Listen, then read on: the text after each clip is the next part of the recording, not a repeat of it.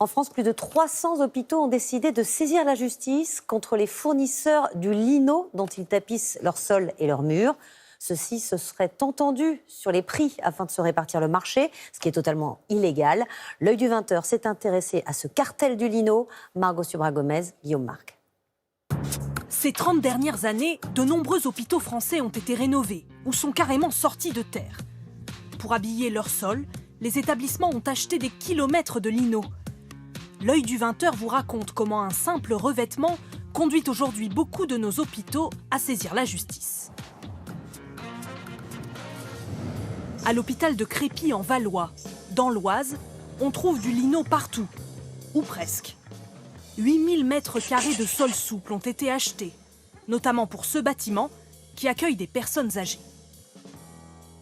Et donc on va rentrer dans une des chambres, aujourd'hui inoccupées.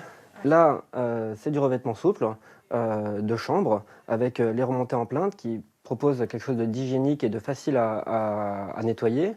Et on en retrouve aussi dans les salles de bain où on a aussi un revêtement mural. Mais aujourd'hui, l'établissement va poursuivre son fournisseur de lino en justice. Et il n'est pas le seul. Partout en France, plus de 300 hôpitaux, dont la moitié des CHU réclament réparation. Car entre 1990 et 2013, les 3 principaux fabricants de lino, Tarkett, Gerflor et Forbeau, sont accusés d'avoir formé un cartel. Ils auraient décidé de s'accorder pour se répartir le marché. Et ça, c'est illégal selon l'autorité de la concurrence qui, dans un rapport, écrit.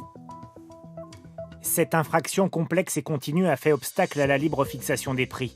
La gravité des pratiques mises en œuvre résulte également de leur degré de sophistication. Et justement, vous allez voir que l'entente des 3 fabricants était digne d'un polar. Selon le rapport, ils se retrouvaient dans des hôtels pour s'échanger des fichiers clients, s'accorder pour ajuster les prix et limiter la qualité environnementale des produits.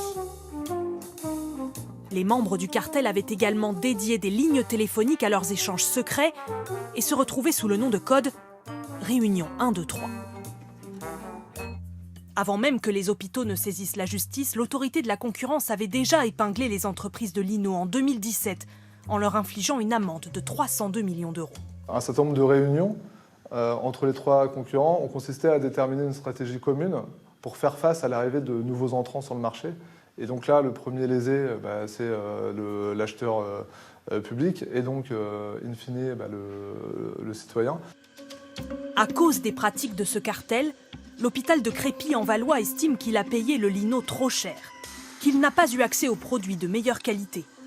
Montant total du préjudice évalué par l'hôpital, 1 170 000 euros.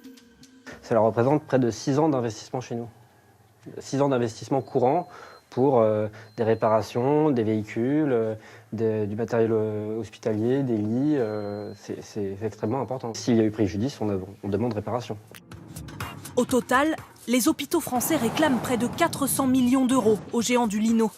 Nous avons contacté les 3 fabricants qui n'ont pas souhaité faire de commentaires.